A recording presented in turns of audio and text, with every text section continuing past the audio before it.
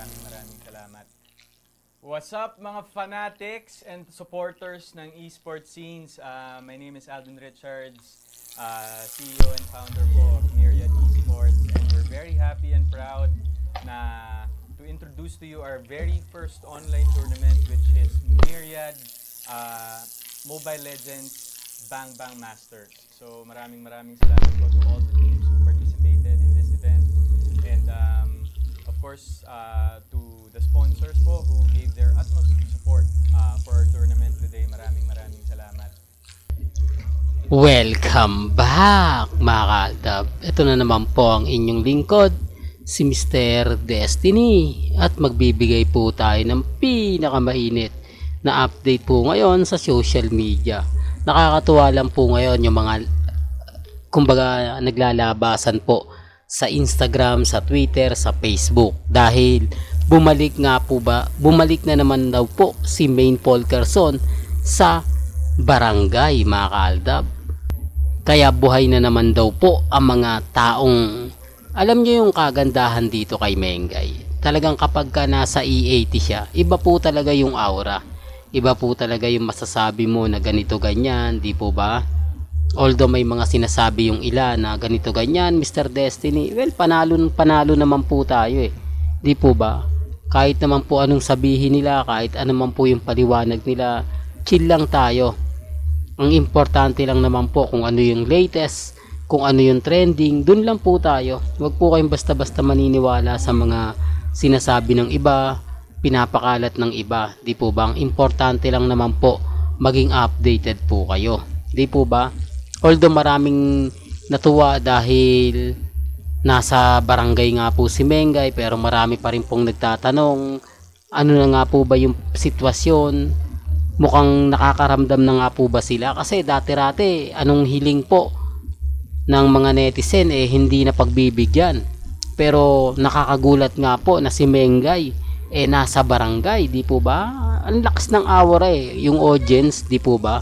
Sabi ko nga po sa inyo, remind ko lang po sa inyo mga kaaldab, yung mga nangyayari, mga nagaganap, lalo na po sa Instagram, sa Twitter, yung mga sinasabi po nila, okay lang naman po. Ang importante lang naman po mga kaaldab kung ano lang yung latest, dun lang po tayo, di po ba?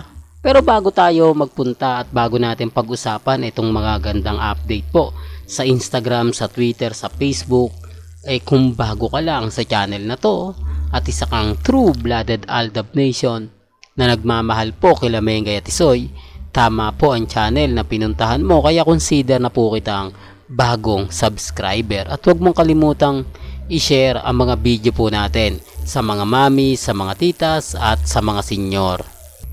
Remind ko lang po sa mga nagsasabi at ngayon ay gigil na gigil po sa mga pinapahayag natin pagbati kina Alden, kila Mengay, okay lang naman po yan. Sa mga hindi naniniwala po na magkakaroon nga po ng pelikula, hindi naman po tayo namimilit, di po ba? Dito pa lang ramdam nyo na si Mengay nagbalik sa E80 o nagbalik sa Sugod Bahay Barangay na dati-rate hindi naman ito nakikita at hindi naman po ito ginagawa ni Mengay. Kaya yung iba nagpapaisip na di po ba?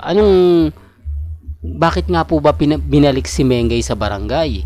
Nasaan na nga po ba si Zombie? Bakit hindi na siya nakikita? Mga katanungang mahirap sagutin mga kaaldab, lalo na nga po kapag hindi ka lagi nakatutok, lalo na nga po kapag pinanonood mo lang kapag si Mengay ang nasa E80, pero kapag wala si Mengay hindi mo siya pinanonood, di po? Sabi ko nga po sa inyo na si Mengay naman po talaga yung pinakapaborito. Si Mengay naman po kasi talaga yung malakas talaga maghatak sa mga audience, lalo na nga po sa mga viewers. Sabi ko nga po sa inyo, subukan nyo manood sa Facebook Live at sa YouTube Live. Mababasa nyo na doon, makikita nyo na po yung mga komento, di po ba? Totoo naman po yung sinasabi ko kaya lang yung iba hindi talaga maganda, na kinaiinis ng Main at Main Fanatic. Sinasabi nila na marami raw toxic sa social media, marami daw nagre-react sa Facebook, sa YouTube. Normal lang naman po yun. Ang hindi lang po nila matanggap, marami pa rin po o malakas pa rin po ang Aldab. Di po ba? Na ine-expect nila dapat pahina na tayo ng pahina. Dapat nga po daw talaga bagsak na tayo. Kasi kinasal na si Mengay. Kumbaga, masabi natin na yung ibang mga Aldab na mga senyor, pumanaw na. Di po ba? Tapos iilan na lang daw po yung Aldab senyor at mga mamis. Nagkakamali po sila. Napakarami pa rin po ang nagmamahal kay Alden at kay Maine. Alam din ni Alden Richards yan. Kaya kita mo kahit papano hindi tayo binabasag ni Alden. Kahit sinabi ni Ogie Diaz, hindi si Alden nag-react.